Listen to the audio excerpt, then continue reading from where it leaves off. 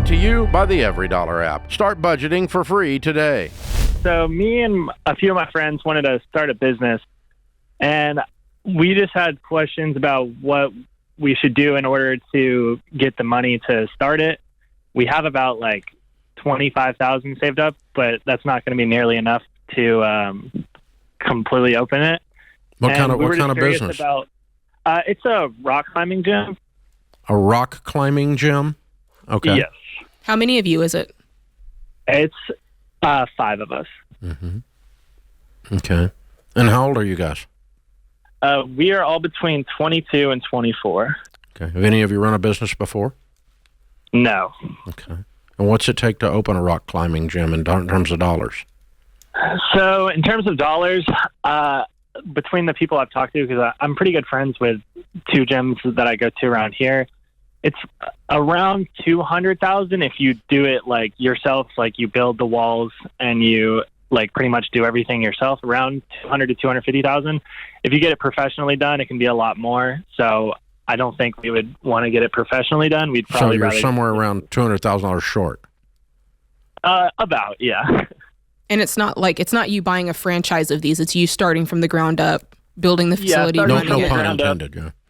Oh, yeah, and we probably rent this area, like rent the building, so we wouldn't really need to build a whole facility. It's really just like the holds that you have to buy and stuff like that. $200,000 worth of rock wall. Really? Yeah, essentially. Really? Yeah, it gets pretty expensive. Really? Yeah. You'd be surprised. Yeah, I am surprised. Yeah, I'm shocked and in awe. I'm aghast. Yeah. Yeah. No way. Okay. We coach through EntreLeadership. I do a podcast also where I answer small business questions on EntreLeadership.com. Okay. And you can tune in that podcast once a week, but been coaching small businesses. We coach about 10,000 small businesses across the nation. I love small business people. So I love your entrepreneurial zeal.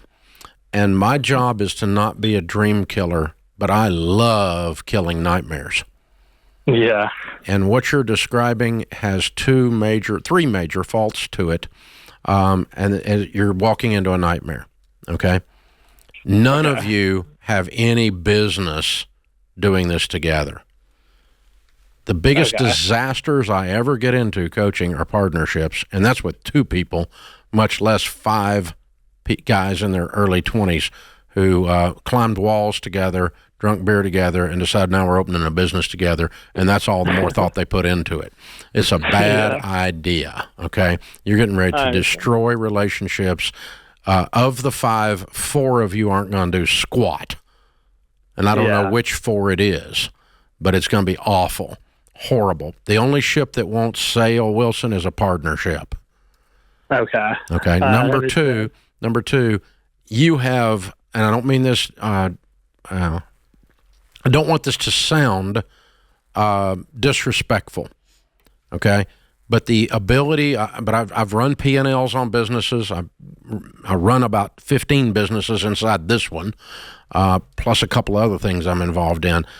The chances of you getting a return on investment from individuals paying you to climb a rock wall of $200,000 is almost, there's no way this ROIs. Yeah. There's just no way.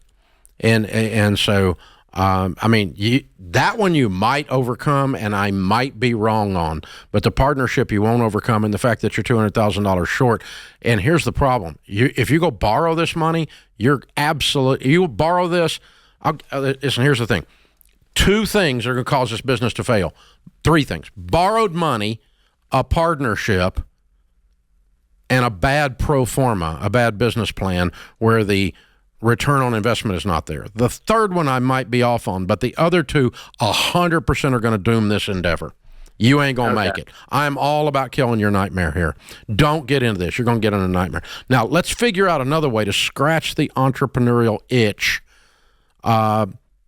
Finding someone that has a gym with rock walls, and how can I go in with them, become the promoter, own a piece of the action with them. That's a bit of a partnership, but maybe we can have a joint venture here, and you get out there and learn how to run the business in a gym of something as nuanced as rock climbing. Okay. And get in there and get some chops, man.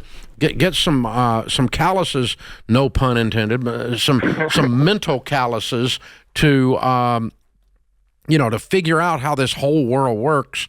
Because you guys are standing back watching it, and it looks like to you, looking in from the outside, that these guys with these $200,000 or $500,000 rock walls are making bank.